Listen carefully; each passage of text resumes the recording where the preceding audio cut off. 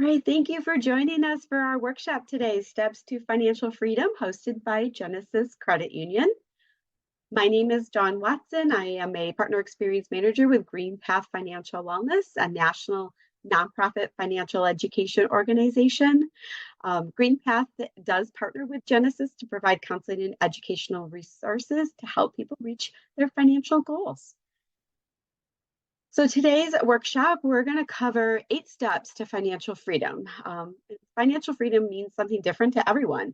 And these steps are designed to set you up to work towards whatever financial freedom means to you. Some steps may not apply to your definition of financial freedom, and that is completely okay. So we're going to talk about understanding your money personality, setting financial goals, creating a budget, saving, using credit wisely, insurance, record keeping, and the importance of regular financial check-ins. So have you ever wondered why you use money in a particular way? Many forces impact the development of your money personality. You make purchases to fulfill desires, to make yourself feel a certain way. Some spending influences include advertising, media, social media, society, friends, family, and many more. One way to evaluate your approach to money is to identify your attitudes about money, which is the first step in financial freedom. So, do you have any of these personalities? Do any of them sound like you? You might find that your approach to money is a combination of more than one of these personalities. So, the hoarder, they like to save, budget, prioritize, while the spender, just like their name, they like to spend. The planner is that nitty-gritty, take it one step at a time type, and the dreamer hatches passionate schemes but has absolutely no idea how to actually make them come true. The risk taker loves adventurous investing, and on the contrary, the risk avoider goes for that sure thing. The separatist wants to at least have some of his or her own money, while the merger wants to have their own money, but the merger pools all of the couple's money together. So looking at these, I encourage you to kind of think about you and any financial partner that you have. How do you interact, and how do you each see yourself? So I know for my household, I would say I'm kind of a hoarder, maybe. Definitely a planner, where I would say my husband is more of that spender, and kind of that dreamer. He always has a new project, a new idea, a new thing that he wants to do. And it's really kind of finding that perfect balance between our two personalities. So if any of you would like to share what your personality is in the chat, or how you feel that your personality is, just love to see that. There's no right or wrong. I mean, all of us are going to be different, but it's really helping you understand yours that's going to help you on that financial wellness journey, and actually working towards your goals. So as you're discovering the money personality, and trying to determine if you haven't sure what yours is, really think about listing out products and services that you might enjoy spending your money on. Consider which of these spending habits you feel good about. You may be spending money on a gym membership, which helps you stay focused and in good health, and you feel this is a good way to spend your money. You might eat out regularly, but you're okay with that because it's in your budget and allows you to spend more time with your family. At the same time, are there any spending habits you feel as you don't feel as comfortable with and you'd like to possibly change? So when you understand your money personality and attitudes towards money, this can help you consciously make adjustments and changes as needed to help you achieve your goals. So kind of think about your routines, your habits. What are you thinking? Yep, this is aligned with my goals. This is my personality. This works well for me. And what are some of those that you might think I could change? And to kind of share our family again. We don't have cable option where we live, so we use DirecTV. However, I have a child that is living up on campus, and they don't have cable there. So we also have a ton of the different streaming services, all the under, you can imagine Netflix, Hulu, Disney Plus, Amazon Prime, all of those things that they use. So I always scratch my head every single month when the bill comes in to pay our DirecTV is, why am I paying for this when we have access to all of these other things? And is this a good use of how we spend our money? And so for my husband, it's definitely a good use because he has those channels that he likes to watch on DirecTV that would be more challenging to get on some of the streaming services. For me, being that little bit more of a hoarder, I'm like, yeah, we really should cancel this. And so we're trying to find that perfect balance in our family. And I think that's what we're really wanting to have you all think about.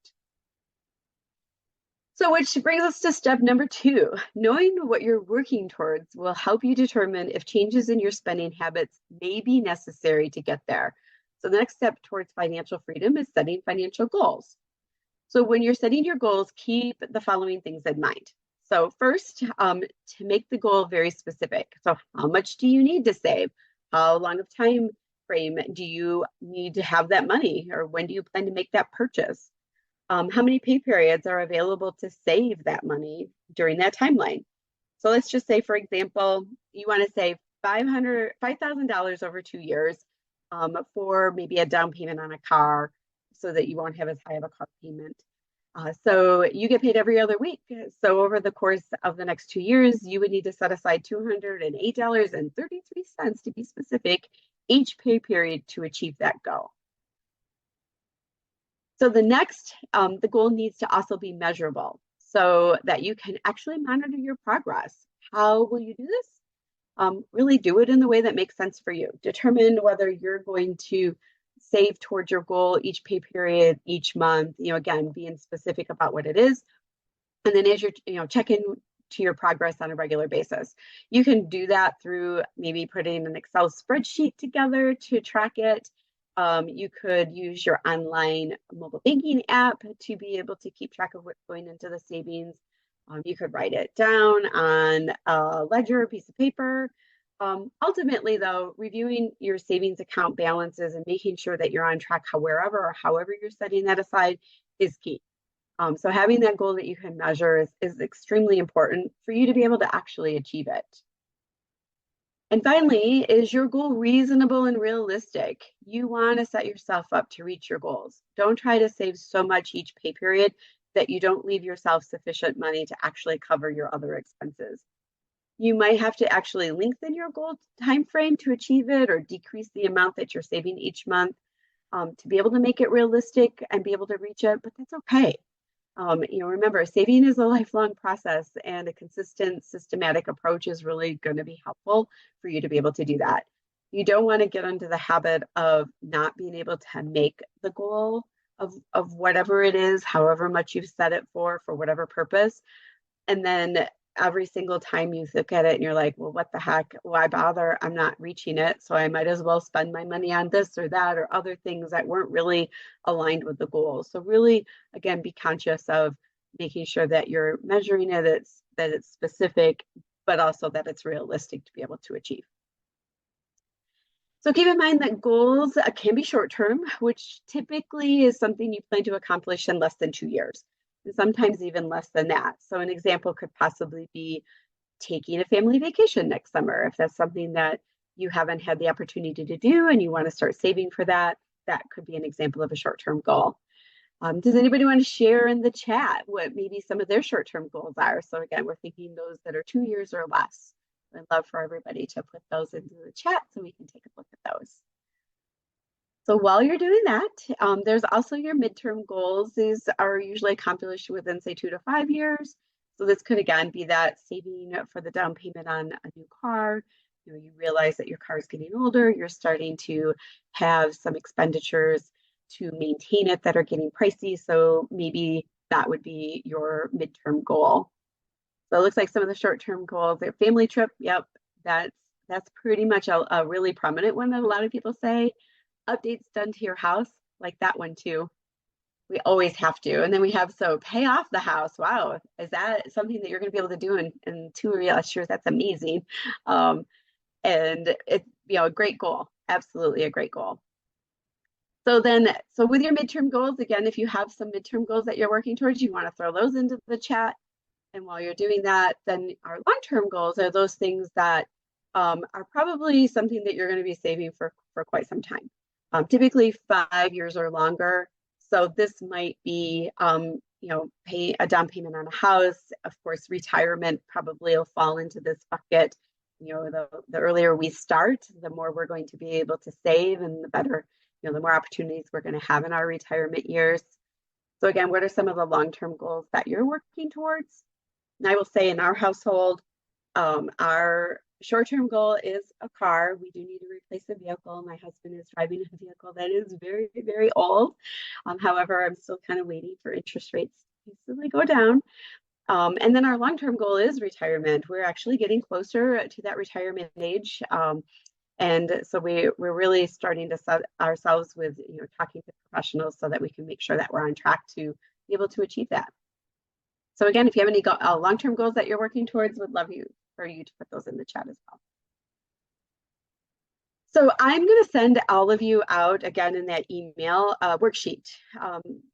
So whatever email address you use to register for the webinar, I'm going to send this to you. It's a tracker. It's basically having you start thinking about what your goals are, both all of the various short, long, midterm goals, and then figuring out what you're going to try to incorporate into your budget and in order to work towards those goals. So this is a really great way for you to refer back to them. And it's okay if you need to make adjustments. All of us have changes that happen in our lives, maybe from unexpected situations that come up. And so our goals might need to change. And if that's the case, again, that's okay. It's not uncommon for that to need to happen. So it looks like we had somebody investments for retirement, saving for a newer car long term. Yes, thanks for that. All right. So in order to know if your goals are realistic and to have a plan to reach them, it's important to know how much money you have to work with. A budget, we could call this spending plan, to help you achieve those goals is step 3. So creating what that spending plan might look like. So how many of you have ever tracked your expenses in detail for 3 months? Anybody? I don't see anything in chat yet. Thank you for that. Very difficult. They have, yes, very difficult. So I would assume if I asked you if it was fun, what would you say? Is that something you're like, wow, I can't wait to do that again? Probably not. It is. It's hard. It is really hard to do this. But as the chat just came in, it's very eye-opening. Absolutely. So again, when we're talking about a budget, a lot of people really don't like that terminology. But again, call it a spending plan. Essentially, all it is the money you have coming in and everything you need and want to go back out towards. It isn't not until you know where your money really goes that you can make adjustments to your behavior and thus reduce or change expenses in order to free up money to save to achieve those goals. So, think of it as you want to make sure that every dollar, those hard-earned dollars that you work are actually working, that you earn from working, that you're actually using them to work in the places that you want them to. So if you don't already have a budget, step 3 is going to be to create one. So having and sticking to the budget is a key step in your financial freedom. Start by identifying your income. Be cautious that you're really focusing on those income sources that are consistent. If you have additional income sources that are sporadic, you do some gig work, some things like on the side, those can be towards those goals. Those are perfect things to put towards those goals, like your tax return, perfect to go towards your goals. So as you've identified your income and you know what you have consistently coming in, also think about your debt payments. As these numbers really tend to be somewhat similar month to month, then get to work on understanding your variable expenses, which often seem to be the most challenging for people to actually understand. And don't forget to include those periodic expenses in your budget, like if you pay your car insurance every 6 months. Don't forget to include that. Or if your property taxes are outside of your mortgage or your house is paid off and you're paying property taxes, those are the periodic expenses tend to sneak up on people because they're not budgeted for ahead of time. This could result in progress towards your financial goals being derailed and potentially escalating debt as well. So, think about all those things. This could be even your holidays, birthdays, things that you're going to be spending money on. You're probably going to be spending on it. It's just not something that you might do every single month.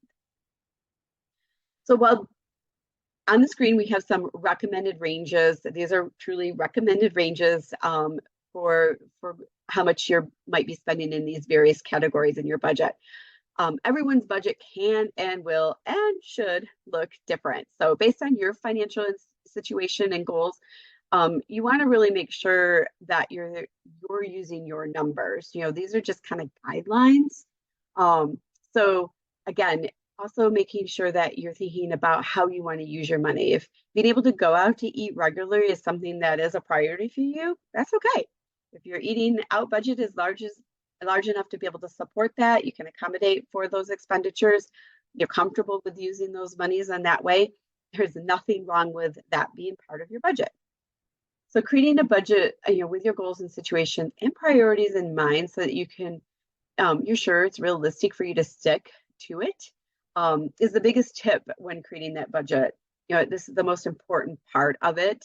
And again, this kind of goes back to tracking, not fun, eye-opening, super important to be able to actually move forward and reach those goals. So it's easy to think that if you only get a raise that you could reach your goals, but having more money coming in without a plan of where you want it to go can easily lead to the goal feeling even further away than it might have before. This is called lifestyle creep. You may have heard that. So whether you have $10,000 a year coming in or $1 million, having a plan for those dollars is going to be key to reaching your goals and experiencing financial freedom. So as this quote says, it's not how much we earn in this life, it's how much we spend that keeps us from achieving our goals. So if you're spending it on those goals, great. But if you're like a lot of us and that money just gets spent and then you look back and you're like, wow, what did I spend it on? That's where you want to start to reflect and reevaluate so that you can actually have that path.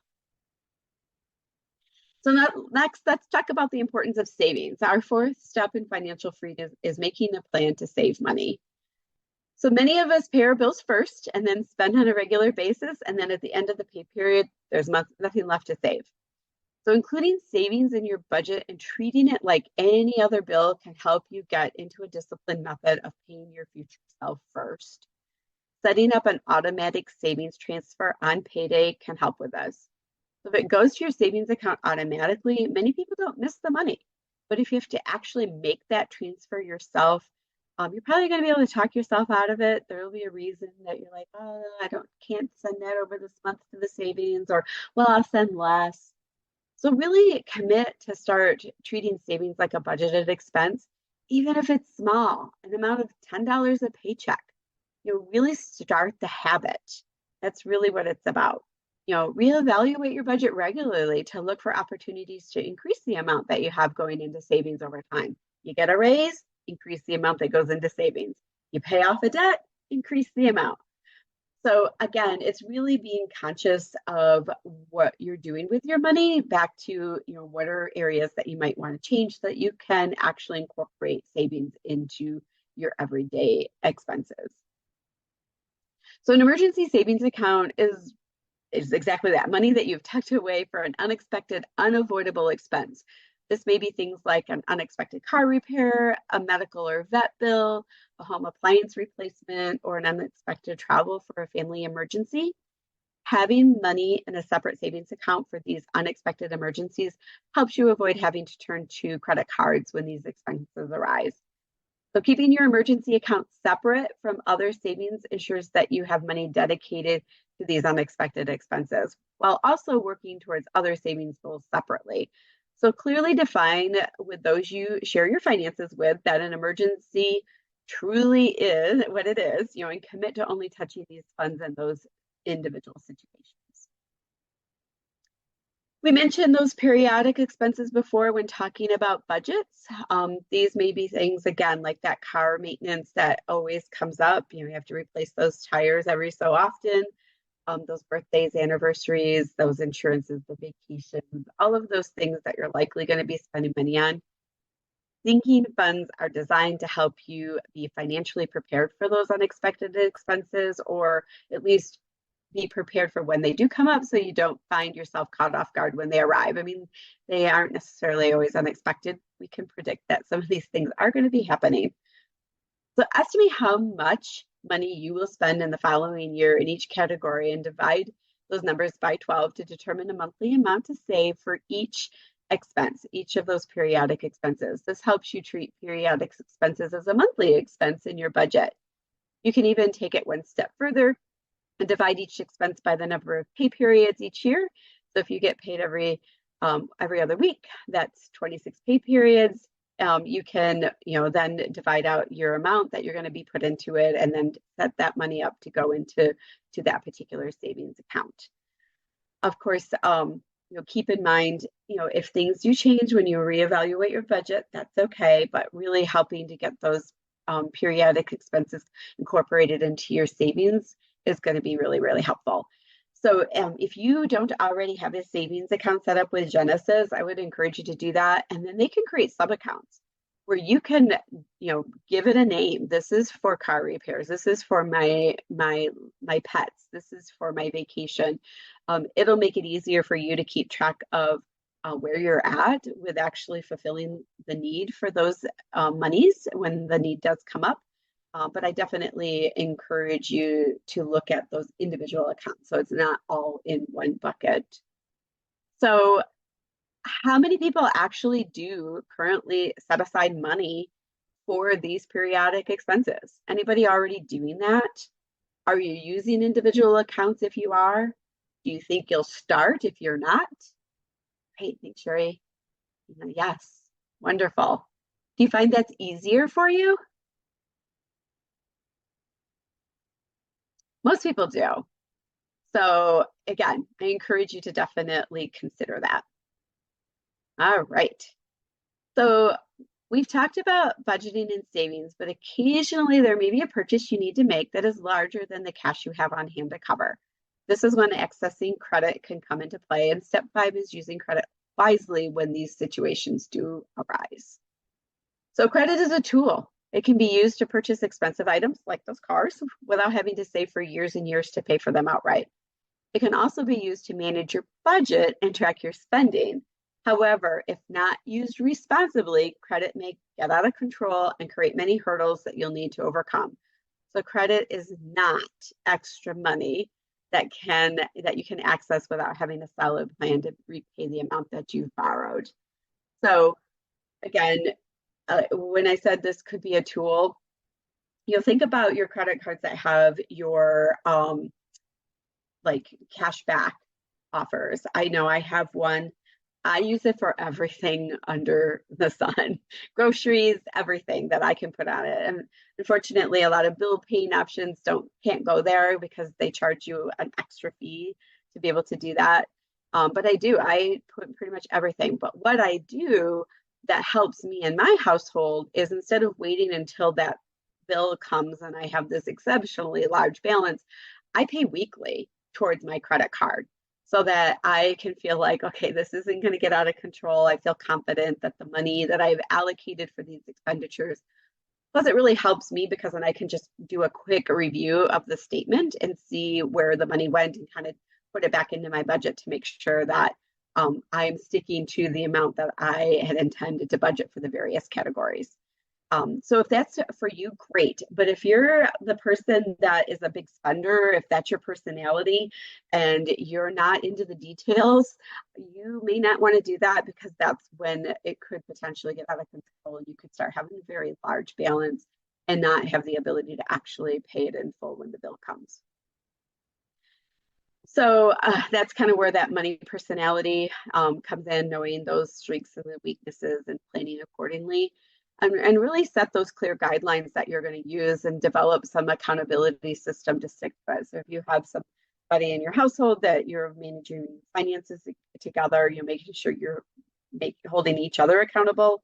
If you don't, see if you have a close family member or friend that you can do a check-in with if you're worried that you could get out of control with some of that spending. So like we discussed in step 4, make sure you have savings built into your budget for emergencies, those periodic expenses. Having funds saved for these situations will make it easier to use credit wisely. Avoid using credit to charge unnecessary items if possible. And if you need to change or charge for an unexpected expense, prioritize paying it off as soon as possible. Your interest rates, you definitely don't want to be paying out some of those interest rates that might be out there. So to obtain a good credit score, keeping your credit card balances under 30% of the credit limit is recommended. So again, if you pay it off before the account cycles like I do, you're not going to look as if you're maxing out your credit limit when that bill does cycle. If you max out your credit cards, your credit score is likely going to drop. Also, late payments can have a quick and significant negative impact on that credit score. So if you're concerned you'll not be able to pay a bill on time, really reach out to the creditor, or you could reach out to GreenPath, and we could help you explore your options. The sooner the better. Creditors can't help if they don't know what is going on. So definitely feel confident if you needed to communicate with them. And finally, be sure to check your credit report regularly for accuracy. You're entitled to obtain a free credit report from each of the 3 credit bureaus, so Experian, Equifax, and TransUnion. Recently, they changed it. It used to be once a year, but now you can do it every week if you would like. We definitely encourage you to go to annualcreditreport.com to be able to do that. That website is a safe website. You're not giving them permission when you go there to sell your information to someplace else. So definitely that's a great place to get that information. And do it regularly, check them regularly. And then what you do know, I can't talk now. What do you own of measurable value that you can easily or affordably replace or repair without insurance? Step 8 is to make sure those valuable assets are insured. So auto insurance, protects you against financial loss in the event of a car accident or theft. There are many things to consider when obtaining an insurance policy. So, the coverage is the needed coverage for you may vary based on where you primarily live. So I would definitely encourage you, if Michigan isn't where you're living, that you check with your individual state to determine what that required coverage is. But you're going to also need to determine how much coverage you need and how much the premiums will be. So if you feel comfortable and confident that you can have a much, much higher deductible to try to reduce those premiums because you have that savings set aside, great. But if you are somebody that is really struggling to get that savings component going, and if there was an accident and you had to pay a high deductible, you probably wouldn't be able to, then talk with your insurance agent to see where a happy middle ground is, or how you can get that deductible to be much lower so that you can be able to support those payments. Also, compare multiple insurance carriers to determine what you need and the cost, and really make sure that you're comparing apples to apples, like whatever the deductibles you ask from one, whatever the coverage levels, make sure you're asking that. I really encourage you, if you don't regularly check your policies, do it ideally every year, because you may find that a different carrier is going to provide you similar service or equal service, as well as better rates. So understanding what is available is important. Also, renter's insurance is really intended to cover damage to or theft of your personal property, some liability and loss of use, but not damage to the building itself. So it is important to know a landlord's property insurance typically is not going to cover those personal belongings. So if you're a renter, you don't carry insurance, even if it was somebody else's fault that the apartment burnt and you were out of your apartment and you lost your belongings, the landlord isn't going to be there to cover those expenses. Renter's insurance is usually very, very affordable and can provide you with that little peace of mind. I will tell you, also check your lease agreement. As I think I said earlier, my son is a student. He lives in an apartment near campus, and his lease requires it to be part of being able to rent there, and they get a penalty if they're not provide proof of insurance. So it's important. And do keep in mind that, they ask questions about, where the apartment is and is there businesses that are attached, like where my son lives, there's businesses underneath his apartment. One of them happens to be a restaurant. So that actually increased our cost of the renter's insurance because of the additional risk that there is with a restaurant being within that building. Now, most lenders, mortgage lenders, are going to require homeowners insurance on a property that is used as collateral for a loan. I'm not familiar with anybody that doesn't. The amount of insurance you'll need will depend on the value of your home and your possessions. I mean, it is definitely a good idea to take inventory and discuss with a professional before you actually determine the coverage dollar amount. Also, not only think about the actual home structure, but additional structures that are on that property and what it would cost to replace those. And cost of replacing things does change over time. So again, this is something that you're going to want to reevaluate regularly. And if you own your home outright, there's absolutely no lien on it. Maintaining homeowners is still a really, really good idea. You've spent years investing in your home and building that equity. This is a way to protect that investment. If something happened, and you didn't have that insurance coverage, you could lose a lot. So definitely keep that in mind. Maybe add to consider your health as an asset, but it is, determine your health, dental, and vision needs and what coverage makes most sense for you. If your employer offers those insurance plans, make sure that they're meeting the needs. And if you don't have anything through your healthcare provider, you'll consider going to healthcare.gov to investigate what options there are for insurance there as well. And then your life is your biggest and most invaluable asset. Life insurance does provide financial security and helps ensure there are funds to pay off debts, pay living expenses, pay medical, final expenses. So reviewing your assets and obligations to determine the amount of life insurance coverage that that would meet your needs. Really, again, talk to an insurance professional to determine what that coverage might look like, and of course, then what the costs are.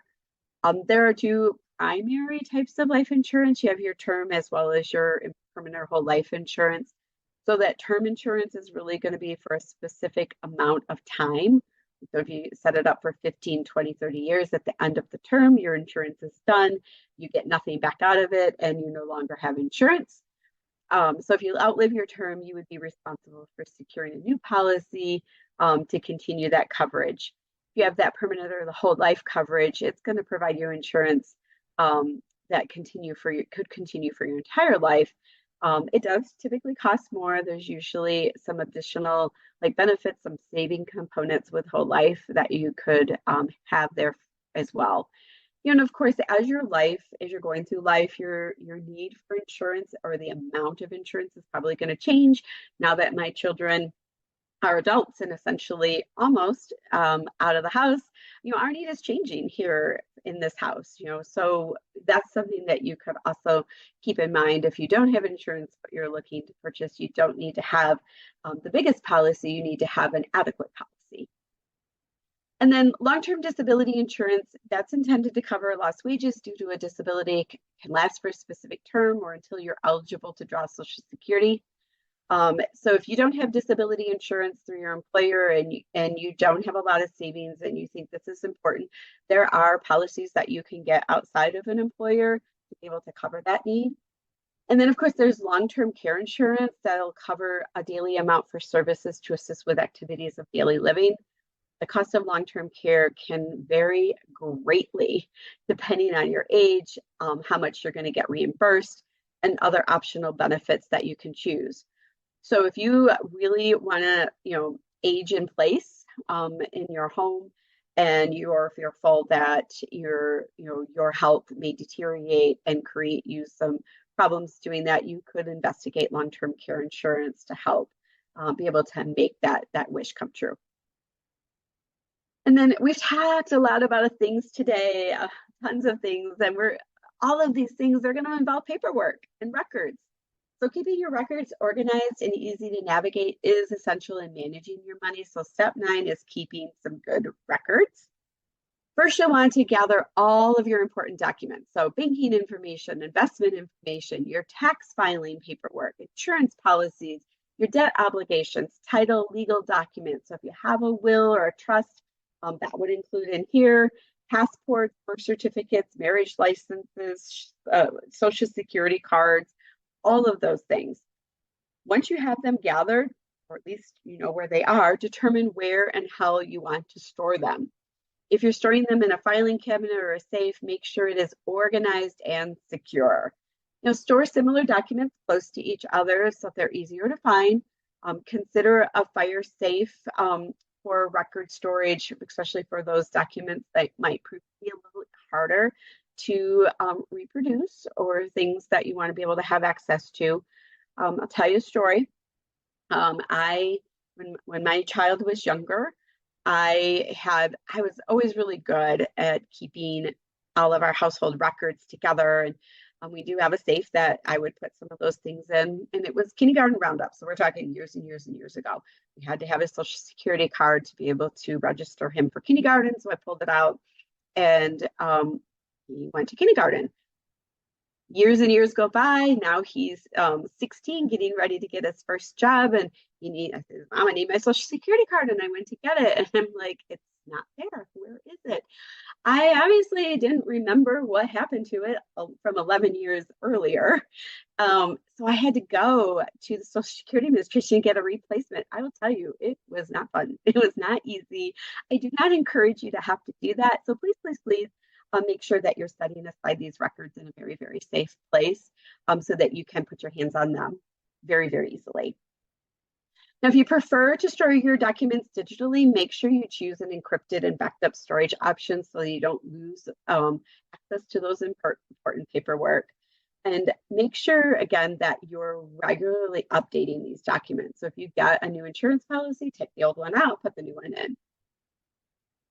So finally, steps to financial freedom. Number 8 is reevaluate regularly. Many of these steps we discussed today are a one and done.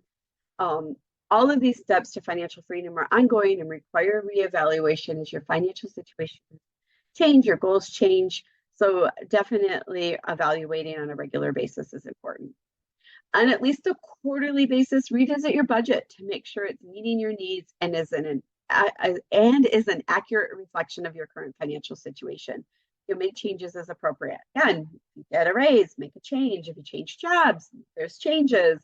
All of those things. You make a new purchase. Think about that as you're reevaluating that budget. We also encourage you to quarterly reevaluate how much you're contributing to savings and determine if you can increase that amount.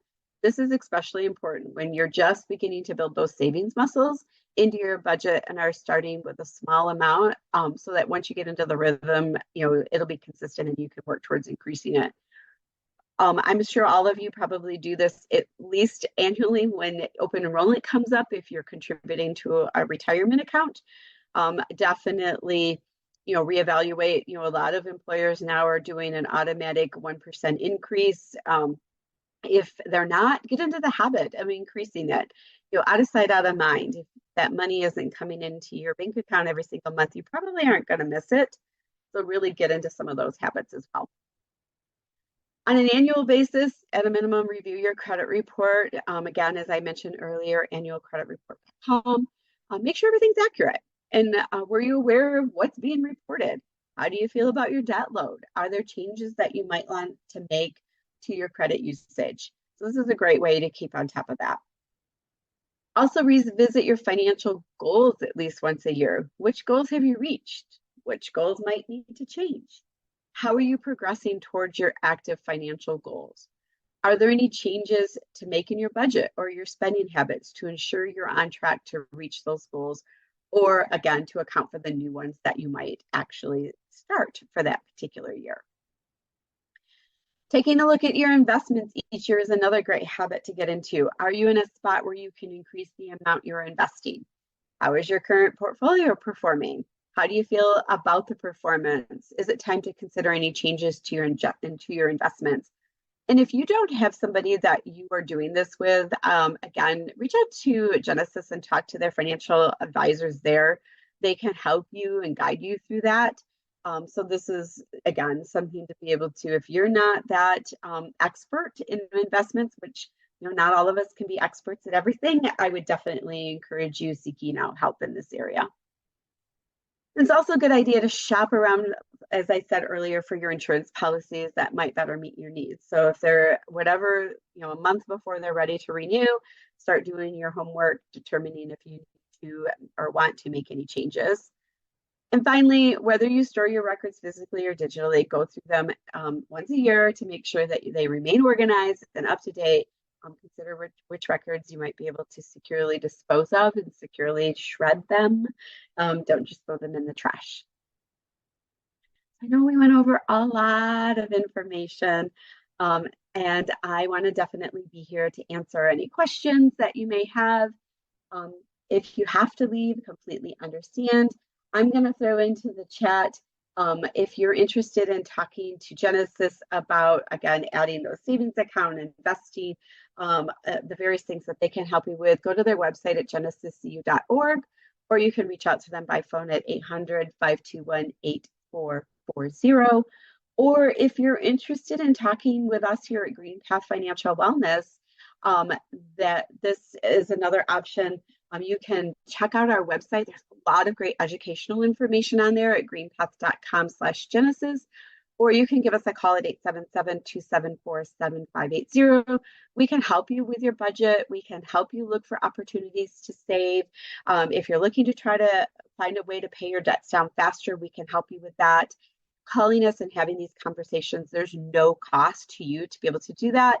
Our partnership with Genesis is here to be able to support that for you. So we definitely want you to feel like you can reach out to us. So if you have any questions, please throw them into the chat. Like I said, I'm happy to stay on for a few minutes to make sure we get everyone's questions answered. I'm just going to take a peek through the chat to see if we have anything that was previously put in.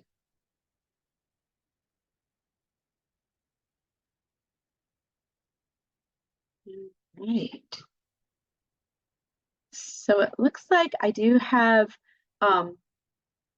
how can I prioritize and manage my debts without, while striving for financial freedom? So again, I think this particular question is kind of maybe twofold. One is, where does that becoming debt-free put into your priority list? So if it is going to be a priority, you've done your budget, you've looked for areas that you might be able to reduce in spending, you will be able to then determine how much money beyond just your minimum monthly payments that you can afford to put towards debt reduction.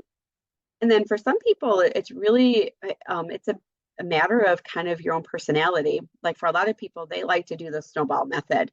They like to focus on paying that smallest balance account first so that they can actually stay motivated. They're like, wow, I did it. I got one done. Now I'm ready to work on the next one. So tackling those lower balance ones work really, really well. For other people, they really want to make sure they're saving as much money as they possibly can. So they like to target the highest interest rate accounts first. And then as that one pays off, then move that money down to the next. Really, it's again, back to the budget and staying consistent. So once you determine what you can afford to pay on your debts each month, make sure no matter what the minimum payment is, that's what's going to the debts. However you spend it, beyond the minimum monthly payments, that's totally up to you, but be consistent is key. Somebody put in the chat, can I watch this after it's done? Yes, you absolutely can. When by the first of next week, I will be sending an email out with the link to the recording and a couple of the documents that I discussed, a budgeting tool, as well as a tool on, again, creating some of those goals, short-term, long-term, and those the ideas behind the sinking fund. So yes, you will be able to do that. All right, so again, any other questions, pop them in the chat. So there's a question, here's one. How do I maintain discipline and motivation throughout the process of attaining financial freedom, especially during setbacks or unexpected expenses? I think, again, it's going to go back to your personality. First of all, don't beat yourself up. All of us have setbacks. Every single person that you talk to is going to say, I thought I was on track for this, and then this happened.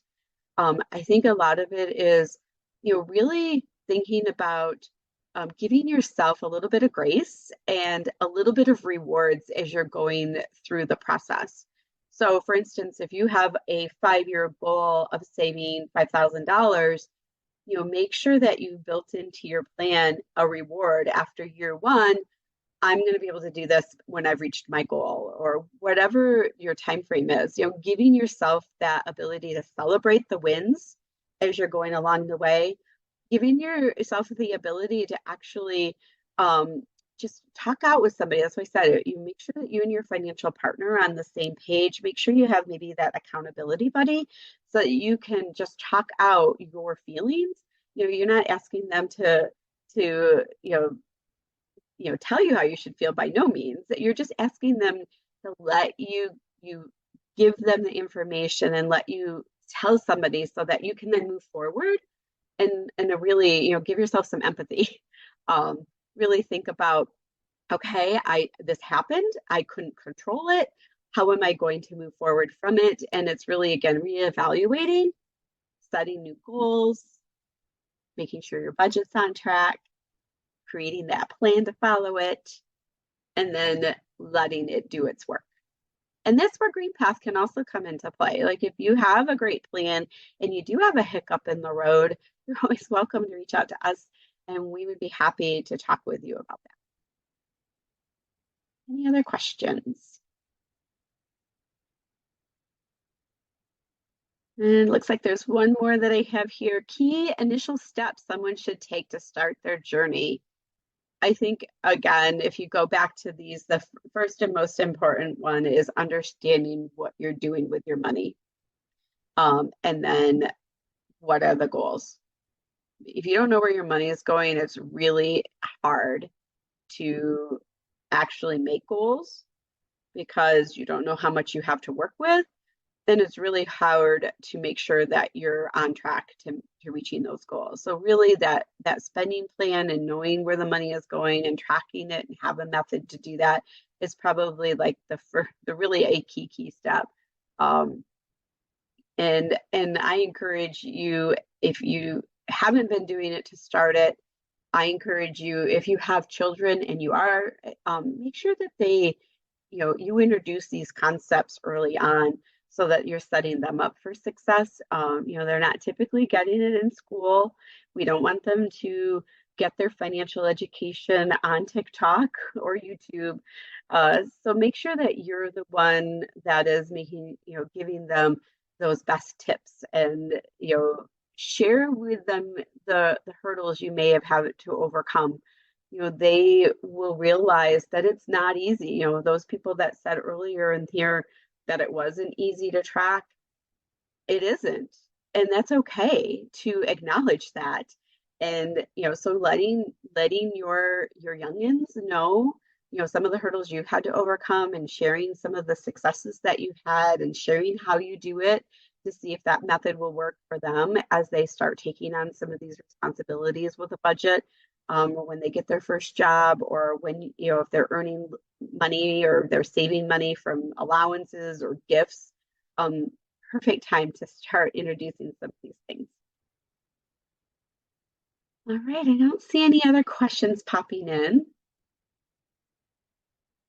So if there aren't any, I want to thank everyone for joining me today. I hope everyone is going to be able to walk away with something that they're excited about. And everyone have a wonderful day.